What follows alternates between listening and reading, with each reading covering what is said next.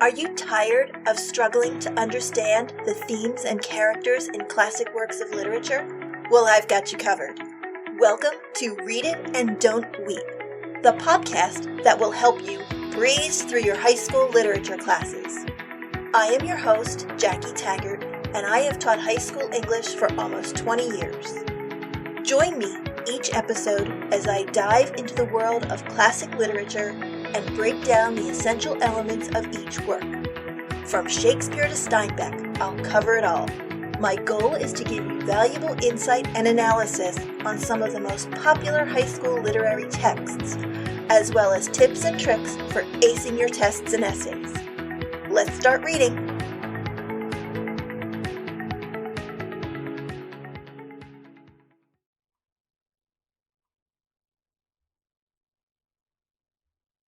Welcome back. In this episode, we are going to discuss Act 1, Scenes 3 and 4. If you have not read up to this point in the play, you may want to go back and read up to this point and listen to my previous episodes before continuing. Alright, so Act 1, Scene 3 takes place in the Capulets' home, and the audience sees Lady Capulet asking the nurse, "Where's Juliet? Where is she? Can somebody find her for me?" So the nurse calls for Juliet. Once Juliet is there, Lady Capulet requests, "Juliet, let me talk to you alone for a minute." At first, Lady Capulet wants to talk to Juliet alone, but she knows Juliet will tell the nurse everything, so she tells the nurse to stay. Lady Capulet and the nurse start discussing Juliet's age. And Lady Capulet says, she's about 2 weeks shy of her 14th birthday. At this point, the nurse goes off on a long speech called a monologue. A monologue is a long speech by a single character expressing their thoughts out loud. Other characters may be present, but they do not speak.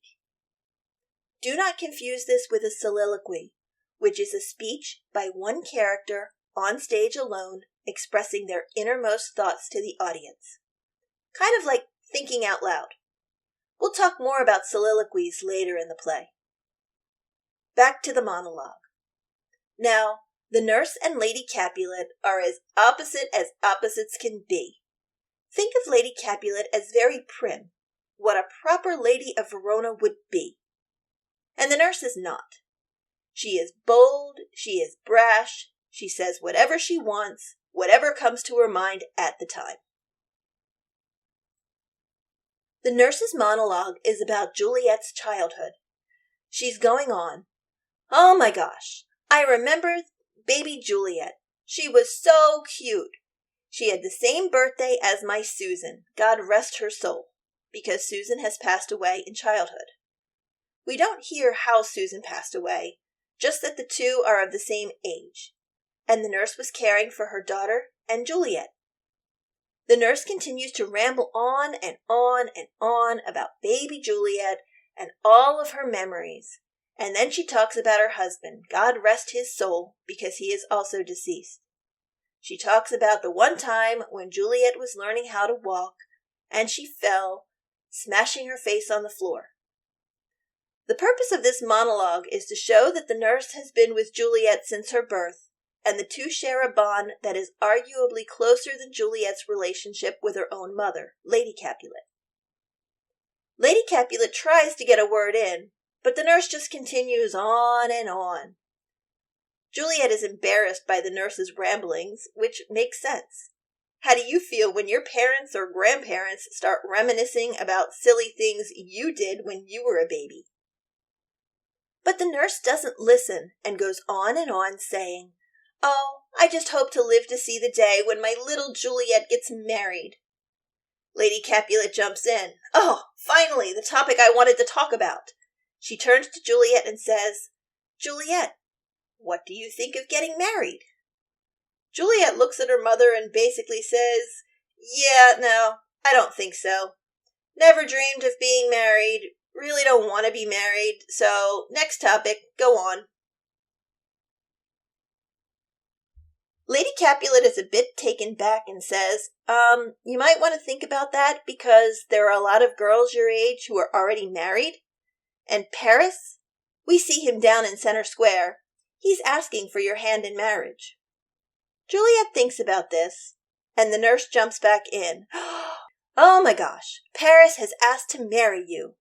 Oh, what a man of wax. Which really means, what a hunk. Really great looking guy. Oh, he's a catch. The nurse and Lady Capulet both go on. Oh, he's the best looking flower that ever bloomed in the summer. He's so good looking, he's awesome, he's hot, he'd make a great husband, he's so sweet. He's good on the inside as well as the outside. Come on, Juliet, what isn't there to like? Let's just get married. So Lady Capulet begins telling Juliet, Paris is going to be at the party tonight, so go have some fun. Meet him, see if you could see yourself falling in love with him and getting married. Wait until you see how gorgeous he is. His eyes, his face. Oh, he's so good on the inside too. Oddly enough, he's just as good looking as a book because isn't that what every girl dreams of? A man who looks like a book?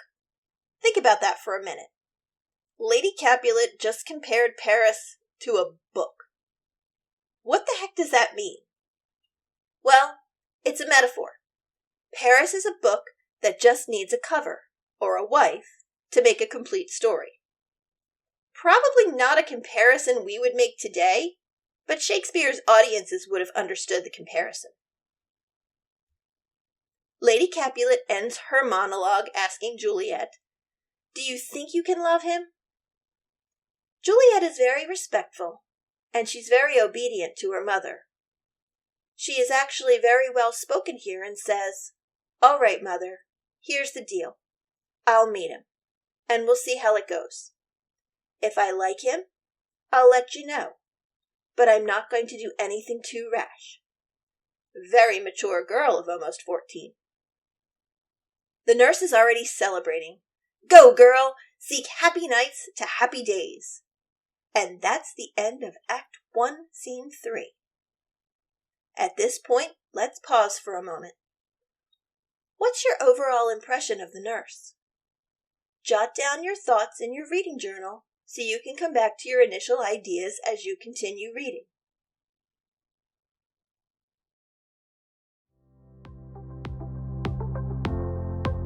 Hey teachers! Hunting for some top-notch resources to go along with this podcast episode? You'll find them right in my store. A quick click on the link in the show notes gets you right there. What awaits? A stash of guided notes, note-taking aids, and assessments to use with your students. Go ahead, make the most of these resources today.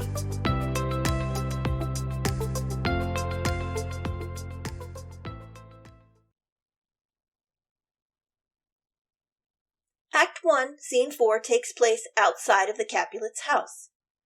We see Romeo coming in with Benvolio. However, he's also joined by another good buddy, Mercutio.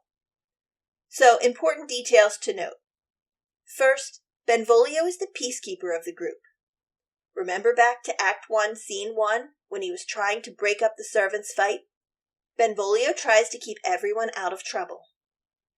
Mercutio is a bit of a wild child. He likes to have fun, he likes to enjoy himself, and that's what he's trying to get Romeo to do at this point. So Romeo starts out by saying, okay, should we announce ourselves?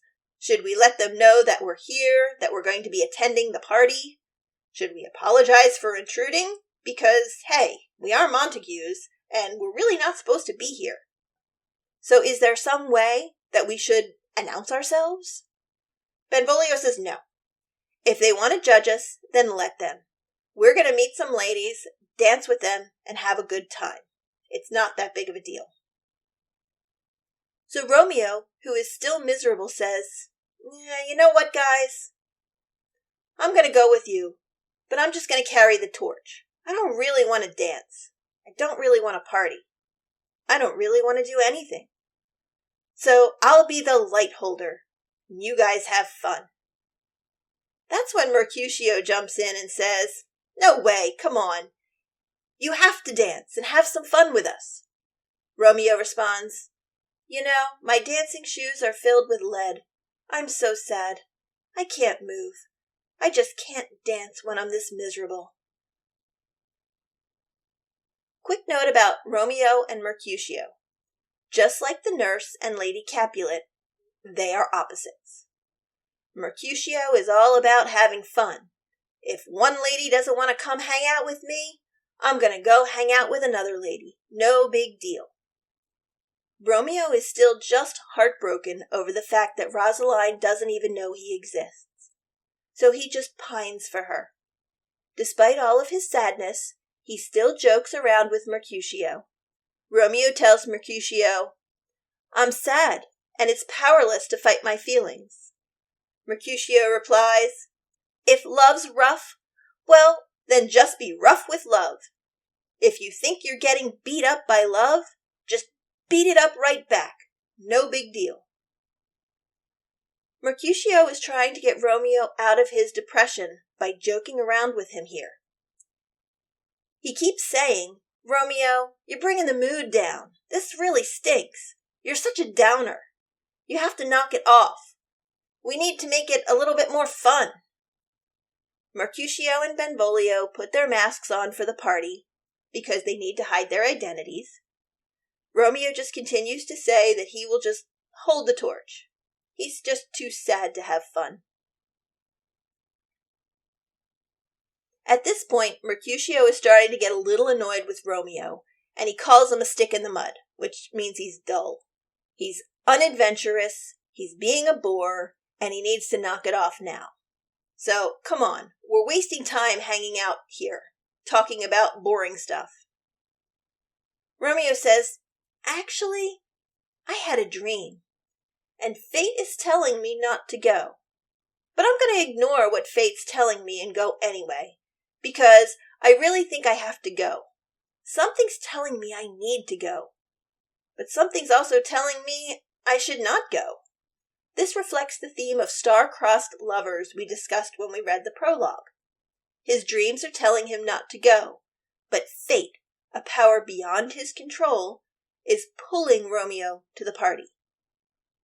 This sets Mercutio up for his Queen Mab monologue, which is one of Shakespeare's most famous speeches. Queen Mab is a fairy from English folklore. She's supposed to be really teeny tiny and rides in a chariot made from a hazelnut shell and floats in and out of your dreams making mischief. She makes you dream of whatever it is that you desire. She makes lawyers dream of money, ladies dream of kisses, courtiers dream of making money, priests dream of large donations to the church, soldiers dream of slitting their enemies' throats, but then they wake up and say some prayers and go back to sleep. A little dark, but this gives the audience insight into Mercutio's character. So Queen Mab is floating in and out of Romeo's dreams, making him desire Rosaline. But it's not really true. Just because you're dreaming of it doesn't mean you should or shouldn't have it. It's just something you desire. And in this case, Romeo wants or desires Rosaline. The whole point of the speech is that Mercutio thinks that Romeo is being ridiculous. He is mocking Romeo for being a romantic fool. Ultimately, quit all this lovesick crazy talk about this girl and get over it. This monologue also emphasizes the differences between Romeo and Mercutio. While Romeo is a romantic who believes in fate and dreams, Mercutio is more skeptical, sarcastic, and grounded. What do these differences tell the audience about each of their personalities? How might their different ways of seeing the world affect what happens later in the story? Take a few minutes and jot down your responses to these questions in your reading journal so you can come back to your ideas as you continue reading. As the scene ends, Romeo yet again expresses that he still feels something in his gut telling him not to go to the party. He says, "I fear too early, for my mind misgives, some consequent yet hanging in the stars shall bitterly begin his fearful date with this night's reveal and expire the term of a despised life closed in my breast by some vile forfeit of untimely death." In other words, I have a really bad feeling that something's going to happen tonight. I'm worried that I might make a mistake tonight that leads to my early death. This is foreshadowing his death at the end of the play and shows how fate is steering him on his path despite his gut telling him otherwise, referring back to star-crossed or destined to fail. Despite these concerns, Romeo decides to attend the party anyway. And that is where we end Act 1, Scene 4. Tune into the next episode where I will discuss Act 1, Scene 5.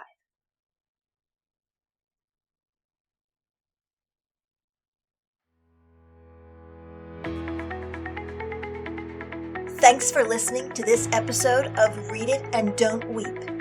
Be sure to subscribe to the show so you will be notified when new episodes are released. If you liked today's show, please leave a review so others can discover my show. If you have any questions, comments, or suggestions for future episodes, drop me an email at readitandon'tweep@gmail.com or reach out to me on social media. I would love to hear from you. The links are in the show notes. Happy reading!